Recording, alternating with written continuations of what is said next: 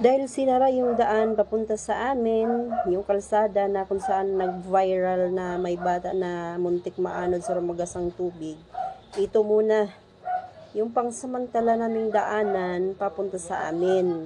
Yan. So, lakasan lang ng loob dito kapag dito ka dumadaan. Yan.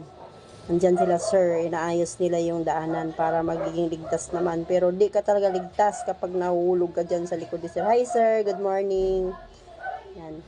Ginawa nila ng paraan na makakalusot ang mga motorista natin kasi pumapasok din sila araw-araw. So, yan ang ginawa nila. Inayos nila yan. Ang daan na yan. Kay mahirap talaga kapag dyan ka dumaan. Tapos, yan, diretso ka doon kapag pagkamali ka. So, yan ang ginawa nila ng paraan ngayon, sinisikap na kahit papaano magiging ligtas naman ang lahat na dumadaan. So, napakaliit lang na daanan na yan. Tapos, pwede ka pang mahulog doon sa baba.